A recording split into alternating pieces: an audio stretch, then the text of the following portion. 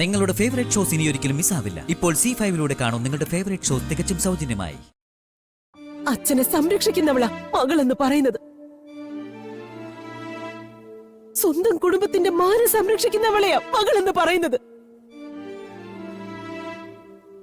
ആ നിലയ്ക്ക് എന്റെ മകൾ ഇവളാ.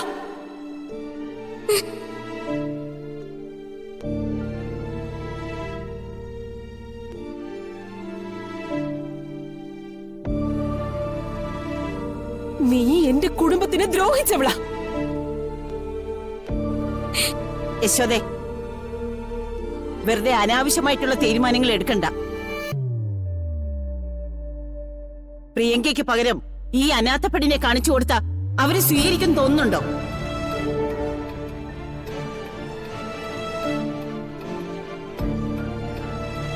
തിരിച്ചറിയുന്ന നിമിഷം ഒരു തെരുവ് പട്ടിയുടെ വില പോലും കൊടുക്കാതെ ഇറക്കി വിടില്ലേ ഇവളെ?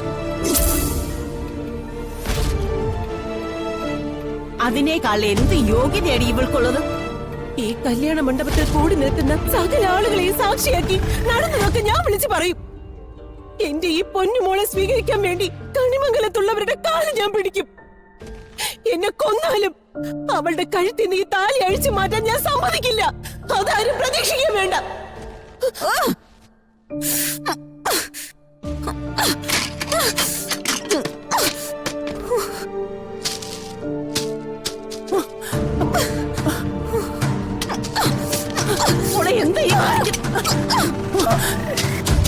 നോക്കി നിൽക്കാതെ പിടിച്ചു മാറ്റടി അവളെ. നിങ്ങൾ പറഞ്ഞില്ലേ അച്ഛന്റെ മാനം രക്ഷിക്കാൻ വേണ്ടി ചേച്ചി ത്യാഗം ചെയ്ത കഥ. ഇന്ന് ഞാൻ പോയില്ലായിരുന്നെങ്കിൽ അതിലും വലിയ കെണിയിൽ ഇപ്പൊ എല്ലാരും അകപ്പെട്ടല്ലേ. അങ്ങനെ നോക്കുമ്പോ ഞാനും ഈ കുടുംബത്തിനെ രക്ഷിക്കാൻ വേണ്ടി തന്നെയാ പോയത്. കണിമംഗലത്തുകാരുടെ കാല് പിടിക്കാൻ അമ്മ പോണ്ട. നടന്നതൊക്കെ വരുണിനോട് കുടുംബക്കാരോട് ഞാൻ അറിയിച്ചോളാം. എന്നിട്ട് വരുണിന്റെ കൈയും പിടിച്ച് പ്രിയങ്ക അവരോടൊപ്പം പോവും. കാണണം അമ്മയ്ക്ക്. എന്താടി അനുജത്തെ കെട്ടാൻ വന്നവനെ പ്രേമിച്ചു തുടങ്ങിയോ നീ?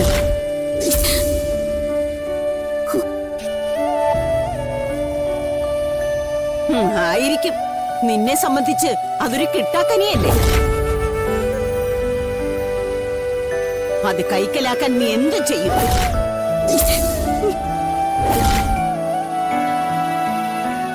നീ നന്ദിയുള്ളവളാണെങ്കിൽ, നിന്നെ വളർത്തിയ ഈ കുടുംബത്തോട് നിനക്ക് സ്നേഹം ഉണ്ടെങ്കിൽ പ്രിയങ്കമോള് പറയുന്നത് അനുസരിക്കല്ലേടി വേണ്ടത്?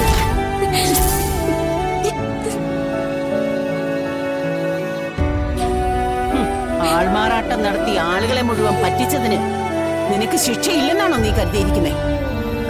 നീയോ നിന്റെ അമ്മയോ കണിമംഗലത്തുകാരോട് ഒരു അക്ഷരം മിണ്ടിയാലുണ്ടല്ലോ, ആ നിമിഷം നിന്റെയൊക്കെ മുന്നിൽ കിടന്ന് ഞാൻ ചാവും. അതിനുള്ള മരുന്ന് ഞാൻ കയ്യിൽ കരുതിയിട്ടുണ്ട്.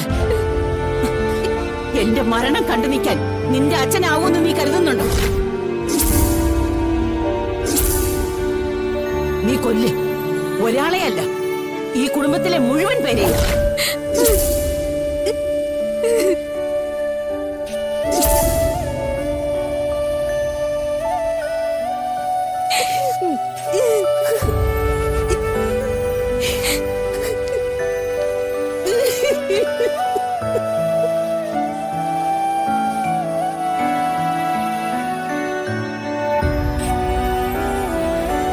എന്റെ ഭഗവാനെ, എന്തൊക്കെയാ നടക്കുന്നേ?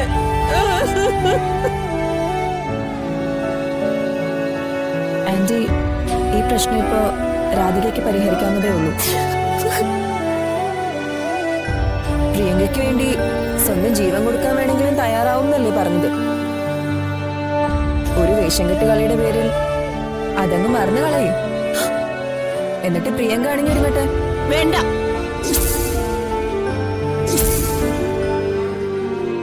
ഇനി ആരും ഒന്നും പറയണ്ട. ദേവനാരായണന്റെ കുടുംബം ഇനി ഉണ്ടാവണോ വേണ്ടയോ എന്ന് തീരുമാനിക്കേണ്ടത് നീയാ.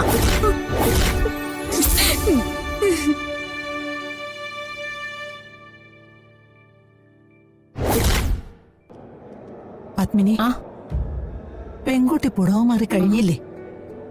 എങ്കിൽ പെട്ടെന്ന് വന്ന് ഭക്ഷണം കഴിക്കാൻ പറ. മുഹൂർത്തത്തിന്റെ കാര്യം അറിയാലോ. ഇപ്പൊ വിളിക്കാമേ. ശരി.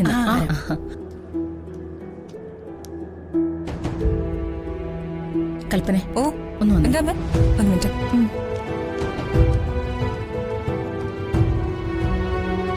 എന്താ അമ്മ? പെൺകുട്ടിയെ ഭക്ഷണം കഴിക്കാൻ കൂട്ടിക്കൊണ്ടുവരാൻ അമ്മ പറഞ്ഞു. എത്ര നേരം മുമ്പേ പറഞ്ഞത് അവരോട് പുടവ മാറി വരാൻ. അവർക്ക് ഇതുവരെ സമയം കിട്ടി കാണില്ലായിരിക്കും. ഹ, ഇതിപ്പോ അവരുടെ കുടുംബം നമ്മുടെ കുടുംബം ഒന്ന് തർക്കിക്കേണ്ട ഒരു കാര്യമില്ല. ഇപ്പൊ നമ്മളൊക്കെ ഒരു കുടുംബം തന്നെയാ. വാ വാ. ഉം.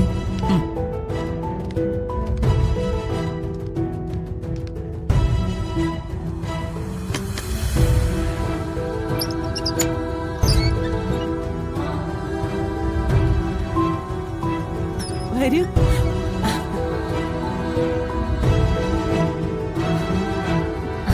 മോള് തയ്യാറായിരിക്കുക. വരൂ വരൂ.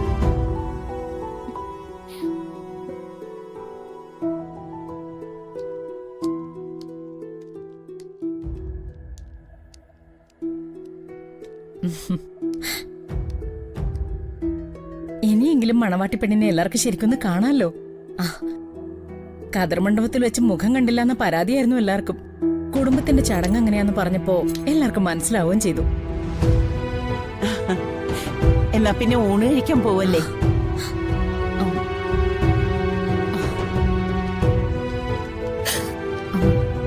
എന്തു പറ്റിയ ചോദിക്കേ? അത് മോളെ പിരിയുന്നതിന്റെ വിഷമമാ. അവളെ കൊണ്ട് സഹിക്കാൻ പറ്റുന്നില്ല. മോൾക്ക് ഒരു കുറവും വരുത്തില്ല ഞാൻ. പേടിക്കണ്ട, എന്റെ മോളായിട്ട് തന്നെ ഞാൻ കൊണ്ടുപോന്നെ.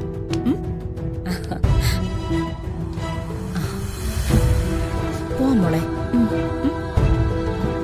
കുട്ടി വരുന്നില്ലേ?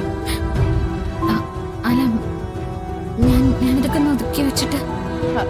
വിളിച്ചാലൊന്നും ആ കുട്ടി വരില്ല. ഏത് സമയം പണിയെടുത്തോണ്ടിരുന്നില്ലെങ്കിൽ അവൾക്ക് ഒരു സമാധാനവും കിട്ടില്ല. എങ്കിൽ നിങ്ങൾ എല്ലാരും ഒരുമിച്ച് വരൂ. മോള് വാ.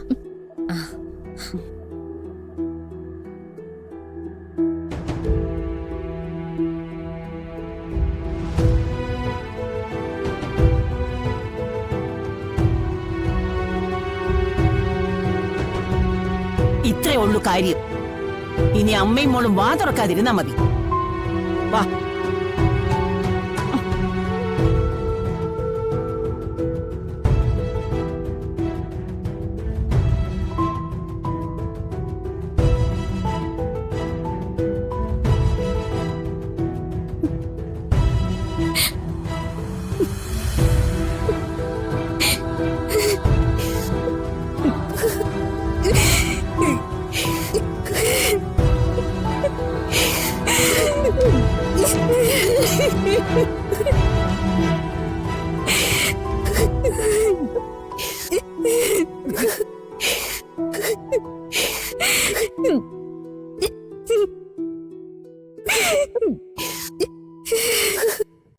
ഡൗൺലോഡ് ചെയ്യൂ C5 ആപ്പ്. കാണൂ എല്ലാ എപ്പിസോഡുകളും സൗജന്യമായി.